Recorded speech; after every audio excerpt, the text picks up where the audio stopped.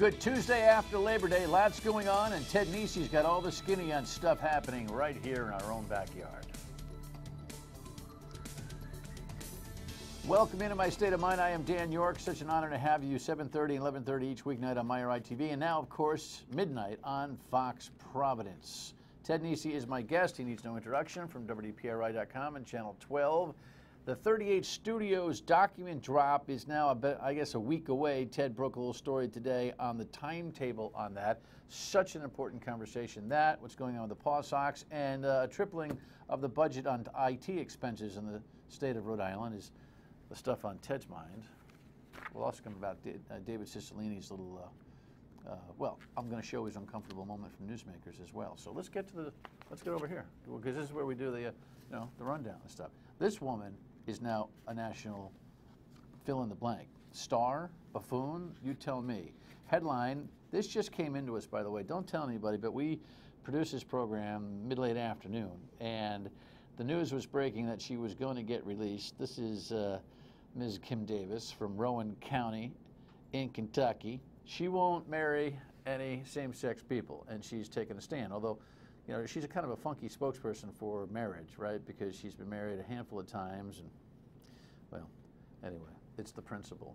And there she is with her perp walk and her mugshot and all of that. But she was released today, and you thought it was like a political event. Mike Huckabee, who just ended his political career today, championing this whole thing. Ted Cruz there as well. I understand going to the right of the conservative wing of the party and thinking that you're making some hay here, but the way these guys made it like their event versus her event is, well, it was pretty politically gross. Look, I understand that she's sticking on principle. I understand that when the pendulum swings on a social issue in this country, it goes bang, like that. I understand that most people in the Northeast think that the clerk is an idiot for not signing on for the gay marriage, same-sex marriage certificates. But I'll tell you, there's a part of the country that still has a big debate going on about this, and it's not over. The funny thing will be, what happens tomorrow when she goes back into the office and she says no again? She ends up back in jail, I guess. We'll talk more about it and the politics of it tomorrow on the rundown. I can promise you that. All right, moving on. This is yet another big piece of news out of Rome and the Vatican. The Pope has decided that he's going to streamline the annulment process, and we got a little bit of information for you on that. Pope Francis is making it easier for Catholics to annul their marriage. The Pope is introducing a new fast-track process that will allow local bishops to review applications if neither spouse is contesting the end of marriage. Annulments are granted if the marriage is ruled not valid. Reasons include that the couple never intended their marriage to last or that one of the spouses didn't want children. The Pope still describes marriage as a union that should never be broken, but says the new reforms are motivated by concern for the salvation of souls. You know what's interesting is that the Pope is now touching every critical area where the church has been beat up on a public relations basis, while finessing it not to change canon law, doctrine, theology, any of those things. What he's doing is he's shining the edges of the church to make it more accepting and a message of compassion, which I think is kind of a spread of the Eucharist, to be honest with you, throughout the world. This guy is no doubt, I think, moved by the Holy Spirit to reinvigorate this church. I don't mean to be slang when I say this guy, His Holiness. This is modern day Jesus work right now, and it's a deep subject matter. It'll be deeper when he comes here in a couple of weeks and has a lot to say in the United States. So stay tuned. There'll be a lot of Pope news as we go. But it used to be on the radio, I mentioned the church, and the phone lines would be lit with people just attacking the church. Now, much less, because I think the whole environment around the church has soothed with Pope Francis. Next item, Iran deal safe. Yeah, 41 Democrats now on board, as the Washington Post headline will tell you. CBS has a bit on it as well. Democrats now have the 41 votes needed to block Republicans from rejecting the Iran nuclear deal. Senators Richard Blumenthal, Ron Wyden, and Gary Peters all announced they will support the agreement. These votes give President Obama enough backing to stop GOP efforts from blocking the deal. The administration is gratified by the growing support that we've seen in the United States Congress for the international agreement to prevent Iran from obtaining a nuclear weapon. At least 4 Democrats have said they will join Republicans in opposing the deal. Final votes on the agreement are expected this week. Here's the thing, though, with that number, there's no messy veto. And so, at least for now, it looks as if this thing is going to sail. Now, what happens in the House is still anybody's guess in terms of the acute numbers. But no, this is a 2016 debate, big time. And the Iranians shouldn't get too confident and comfortable that this is our next 7 to 10 year modus operandi. Far, far from it. All right, here at home, late last week, Brown University kind of stuck it to the paw socks. Headline kind of tells it all. There's land, so okay, so there's that beautiful picture, right? So left field is where this, right now, Brown facility stands. It's a pretty modern facility that they have there that has to go, and I guess the Paw Sox offered less than $4 million, and Brown wants 15. Ted Nesi broke that story. Here was some Eyewitness News coverage of it. The Paw Sox pitch for a new baseball stadium in Providence relies on securing the vacant former I-195 land and the land from Brown, where the School of Professional Studies and the admissions office currently sit. In the letter, Kerry says the $15 million is required to relocate those departments and make the university whole. He also says, considering the differences between the team's offer and the value, we do not believe that continuing discussions is a beneficial use of our collective time. A Paw Sox spokesperson says the team is weighing their options. I think we now need to look at the project in its totality with this new information and make some assessments. Patty Doyle trying to dance there, and of course Russell Kerry, the executive vice president, is the one who wrote the letter and said, you know, we're too far apart, my words. Don't get the idea this deal is done yet. Until and unless we get some transparency from the Speaker of the House and the Governor as to what the Paw Sox offer to the state is, or ask, and there's a difference, there's too much behind the scenes stuff going on. It may be the winter before there's any kind of progress. But don't get cocky about it. Of course, while all of this tentativeness exists, people will jump on the bandwagon from time to time. In fact, the mayor of Warwick says, hey, he flew this idea out a little while ago, but he reminded everybody that he too would like to talk to the Paw Sox. We were touting the fact that there were, you know, great connections to be made between airport, train station, RIPTA hub, letting three different kinds of transportation to get people there. We think it could be a good fit if it doesn't work out where they've been looking. So would they be the War Sox? Paw Sox? War Sox? Go to Cranston, the Cran Sox? Go to Johnson, the John Sox? I think you got it, right? Someone's got to get their 3 letters in front of the Sox. How about Pawtucket and renovating McCoy and keeping them the Paw Sox? Oh, could have had a V8. This is funny. Did you watch Newsmakers? It's on a handful of times on Fox Providence and WPRI over the weekend, and a must-view for everybody, including me. David Cicilline, the congressman, was in with Tim and Ted, and I love this. When they asked about Gordon Fox, you know, the Speaker of the House who went to jail. Now, David and Gordon are very close, and so Tim just casually asked, you in touch? Gordon Fox reported to a federal prison in July. I'm curious if you spoke with him before he left or since he's been in prison. No. You haven't. Why haven't you reached out? You two were good friends. No, I mean, he's at a place where you can't reach out. You didn't write him a letter, anything like I that? did not. Okay. I ran that back on my DVR like 6 times. No. Yeah, we're close, but no.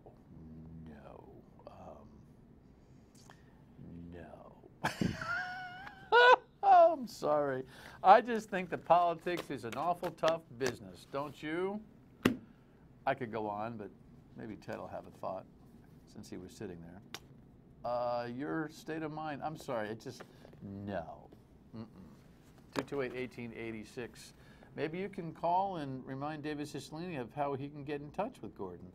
Take a letter, Maria, Anyway, we'll be right back with Ted. No.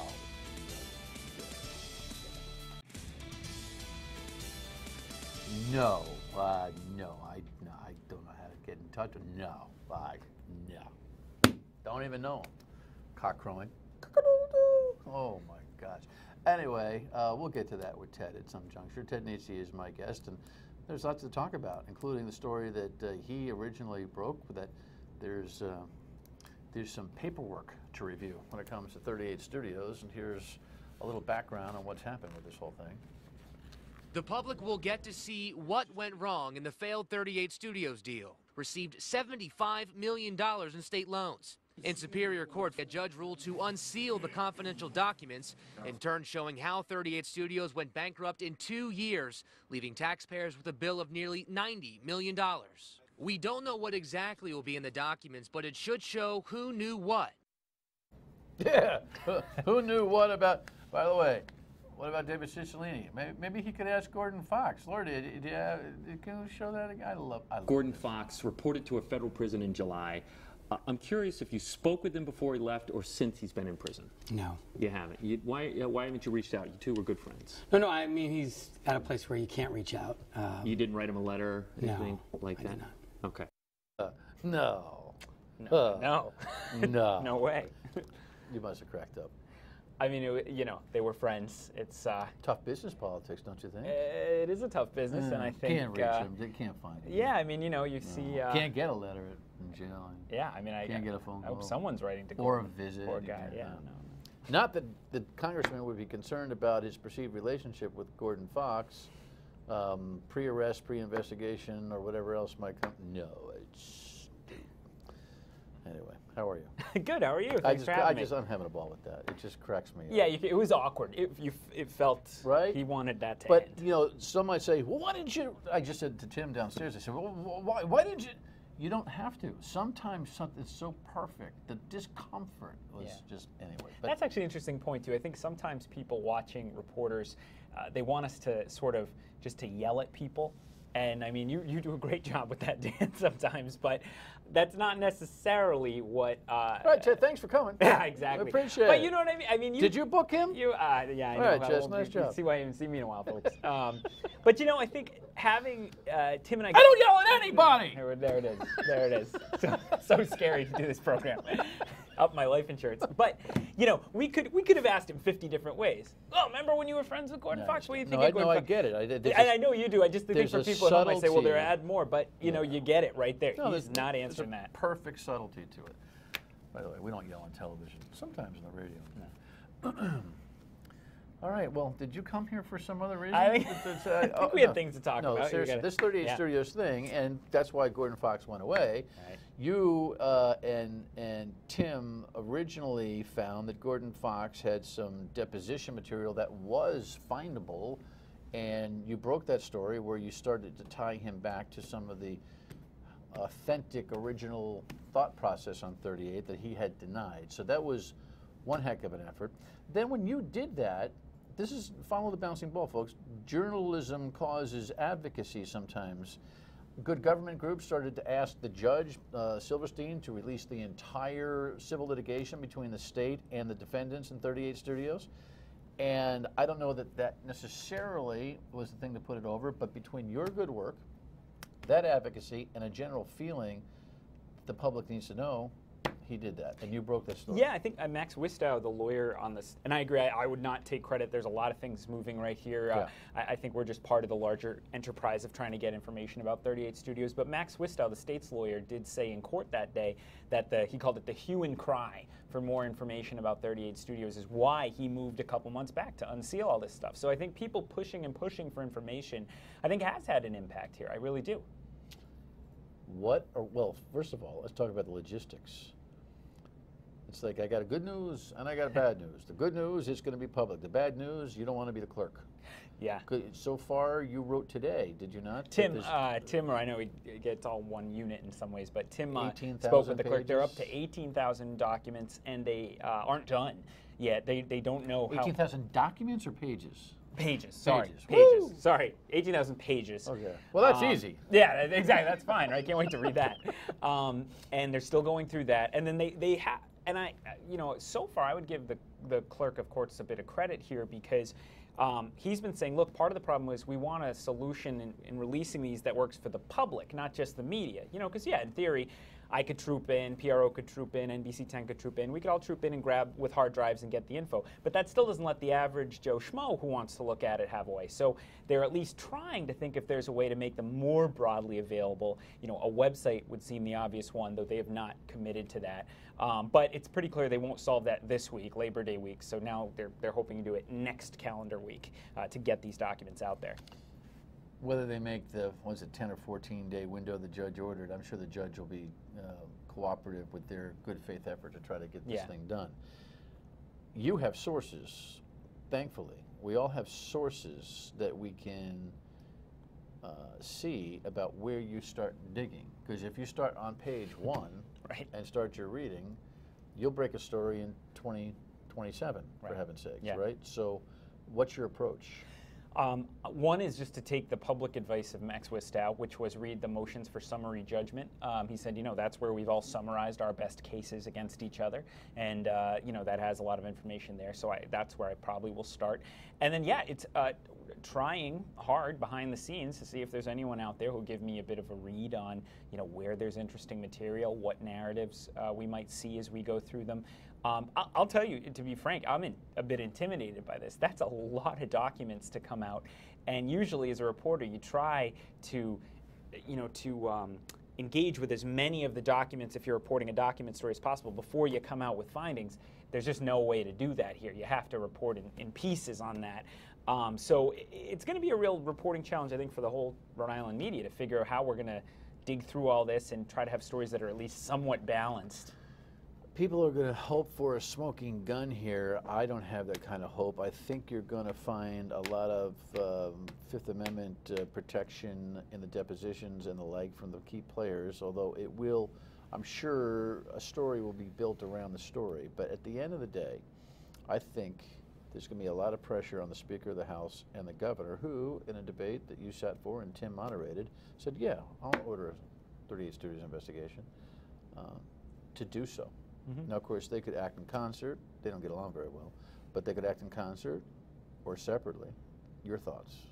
I think. Do you project that? I think there's going to be enough gristle to say, okay, let's do it the right way. I don't think all the answers are going to be in these documents. Right, and that's, you know, these documents were not put together to give the public an overall look of, you know, a 9/11 commission on 38 studios, you know, to make a comparison, not to compare those, of course. It's a lawsuit. We should explain it. It's a lawsuit. It's people suing and trying to get answers to reflect the case they're trying to build, and then putting that material together. For money from the defendants. Right. So, you know, I was surprised, somewhat surprised when we did that story on that court document where it said Gordon Fox had been meeting with them in advance. It probably sounds naive. I didn't think that the public narrative would be that blown up in these court documents. That actually gave me some hope that we could find some really interesting things here.